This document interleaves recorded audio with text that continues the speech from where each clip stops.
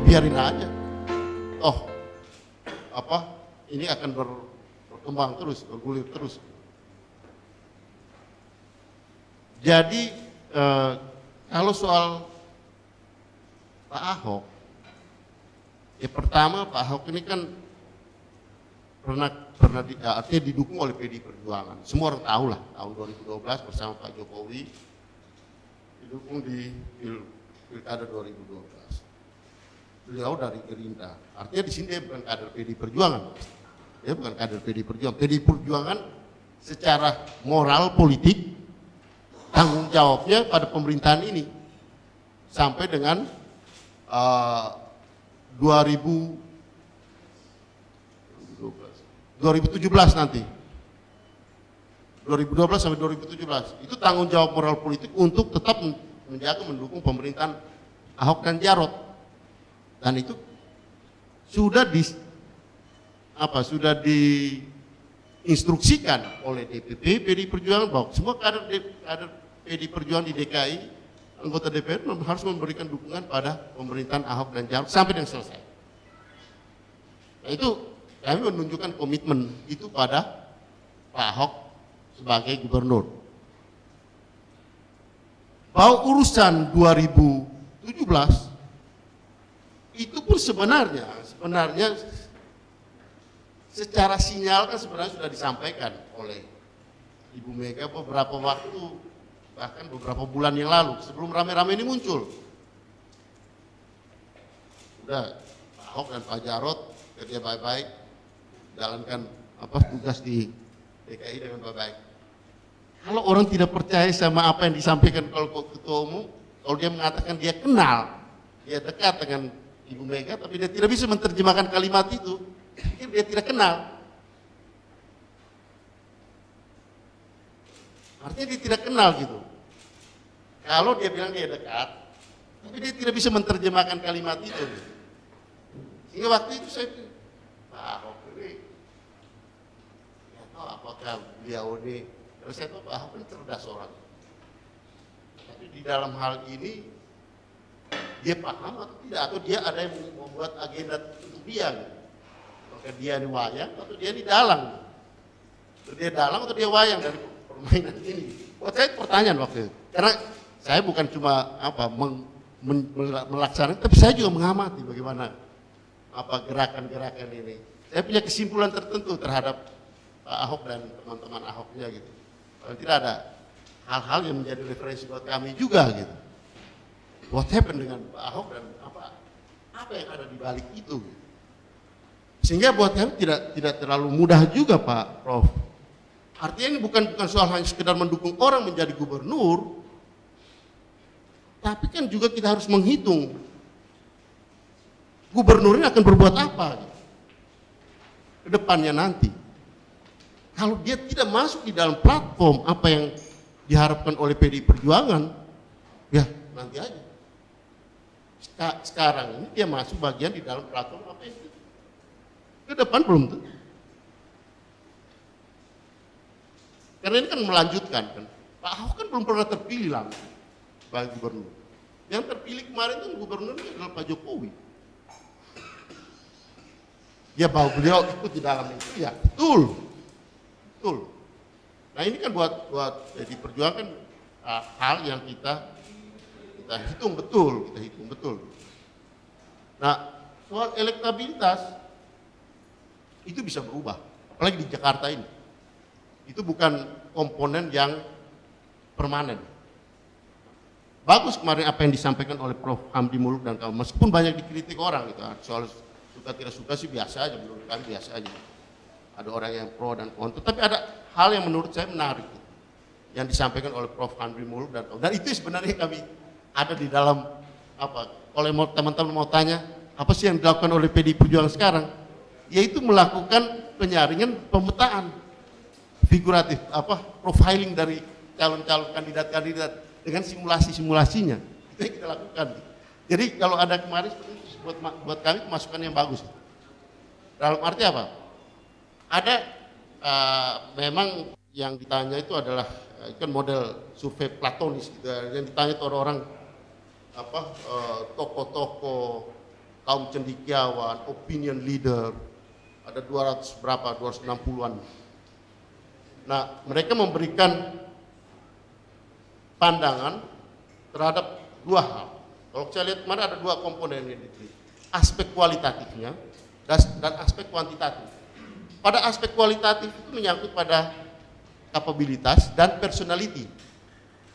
Nah, aspek kualitatif ini adalah hal yang permanen yang ada di dalam kandidat itu, yang tidak berubah. Kalau soal kapabilitas, dia tidak akan berubah dalam 1 minggu, 2 minggu, tahun ke depan. Begitupun personalitinya, karena ini orang-orang yang sudah usianya juga tidak mudah untuk berubah. Kalau orang temperamental tidak bisa hanya karena dia tampil senyum-senyum kemudian kelihatan ini orangnya ramah gitu, nggak bisa. Temperamen dia tetap aja temperamen. Kalau pemarah tetap aja pemarah.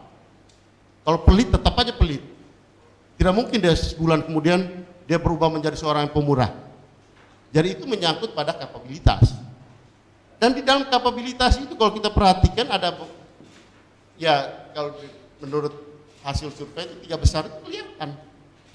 Dan di situ juga bisa terlihat itu, yang mana lebih dan yang mana kurangnya. Sudah banyak didiskusikan di media sosial, dari WA ke WA sudah banyak didiskusikan. Nah, kemudian ada aspek elektabilitas. Nah, dalam pandangan kami diskusikan juga, aspek elektabilitas bisa berubah. Dan ada gap memang di situ. Kapabilitasnya, kualitatifnya berimbang, tapi kok elektabilitasnya jomplang sekali gitu.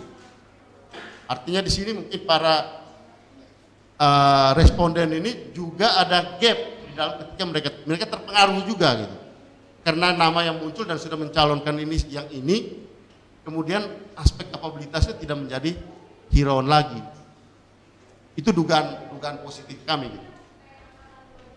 Tapi paling tidak dari aspek kualitatif itu menjadi suatu referensi yang bagus di dalam untuk pengambilan keputusan.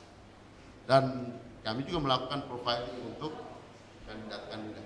Kalau keputusannya kapan ya nanti kita presentasikan ke ibu memutuskan kapan ya itu. Jadi PDI Perjuangan itu supaya teman-teman tahu mekanisme institusi rekrutmen yang kita bangun, institusi kelembagaan rekrutmen politik yang kita bangun, yang dibangun di partai, sehingga ketika Pak Ahok ketika itu mengatakan bahwa saya minta supaya deadline minggu depan PDI Perjuangan memutuskan karena supaya dia didukung beberapa bulan lalu kan. Sebenarnya Pak Ahok ini ngerti tidak gitu. Artinya dia memaksakan kami harus memberikan keputusan, PDI Perjuangan harus mengeluarkan rekomendasi. Nah, kelembagaan rekrutmen itu kan kita buat secara nasional untuk yang berlaku dalam rekrutmen pilkada seluruh Indonesia. Kalau merubah hanya untuk Pak Ahok, rusak semua institusi kelembagaan rekrutmen politik yang kami bangun.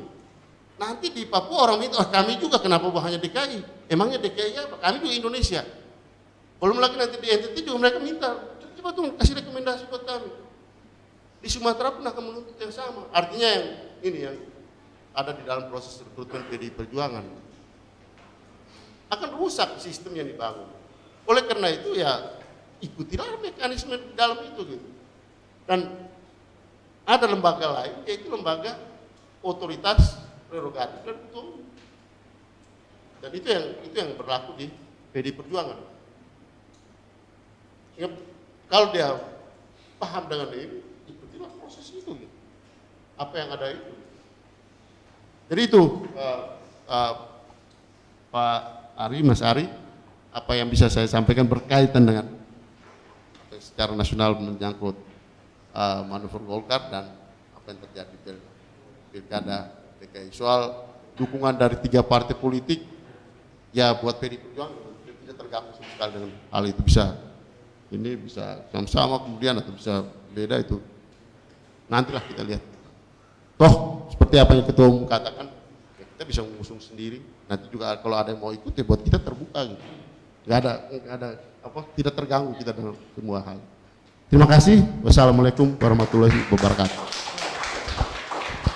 Terima kasih Pak Andreas. Close untuk Pak Andreas.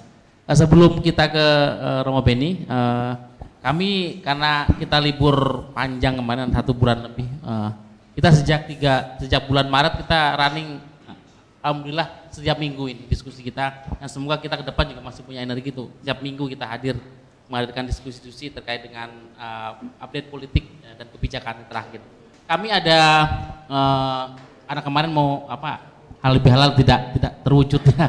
Jadi kami ada souvenir kecil kalau nanti teman-teman wartawan atau teman-teman tamu undangan teman-teman panitia menyiapkan ada muk kecil ya untuk kenang-kenangan lah ya. Karena tidak setiap diskusi kita berbagi muk ya, mungkin ini edisi spesial karena habis lebaran ada muk yang nanti bisa minta di rekan-rekan di belakang.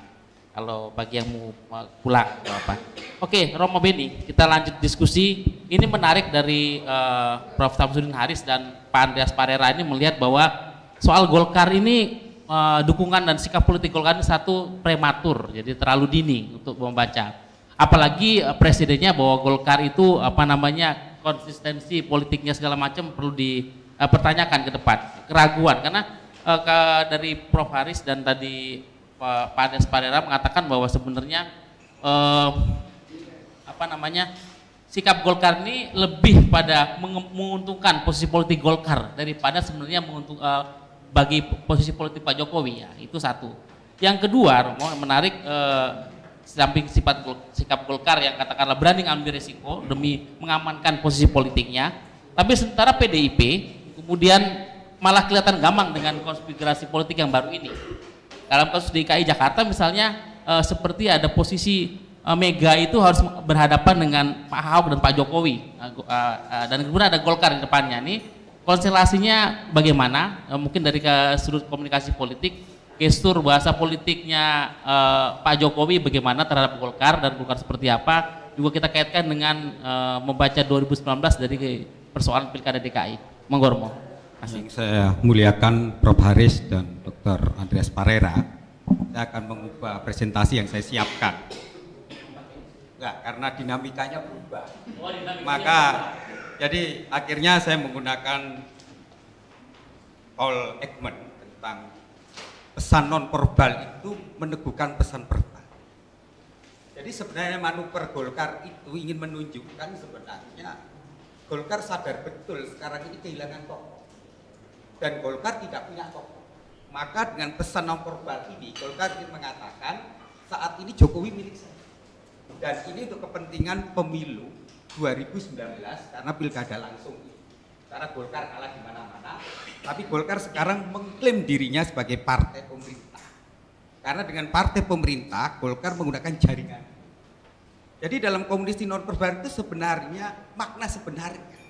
Jadi Golkar itu merangkul sebenarnya, tapi juga menyikir. Gitu loh. Karena dalam Golkar itu selalu politiknya udah saya dapat apa. Karena saya dapat apa, maka dalam komunikasi non verbal yang dikatakan Ronald Euler itu bersifat kinesis, selalu berubah-ubah, sulit untuk diterka. Jadi sebenarnya Golkar ini kan kepingin untuk wakilnya, tetapi ambisi itu ditutup, disembunyikan dengan cara memberi dukungan bahwa Golkar itu partai pembangunan. Golkar lebih mementingkan bangsa negara, bukan. Yang dipentingkan adalah kekuasaannya itu. Maka sebenarnya Pak Jokowi sadar, ya kunci, sadar dia dengan pidatonya dikunci oleh Pak Jokowi. Kalau dia macam-macam, kata Pak Jokowi, yuk bisa saya depak. Itu terjadi dalam kabinet kemarin. Orang yang powerful pun akhirnya kan bisa tersisih. Lah, sebenarnya simbolnya penting. Maka dalam teori simbolik, mengapa Mega tidak mau ikut dalam foto bersama, bareng kita deklarasi? Menarik itu loh, dalam teori simbolisasi makna Mega sebenarnya mengatakan kepada Pak Jokowi dalam bahasa ini, hati-hati loh, nanti you diterkam. Maka Mega juga memberikan legalitas untuk mau supaya bergandengan dengan Golkar. Jadi bahasanya Mega itu bahasa simbolik. Nah dalam bahasa simbolik itu selalu intuisi yang penting. Nah Mega institusinya selalu tepat.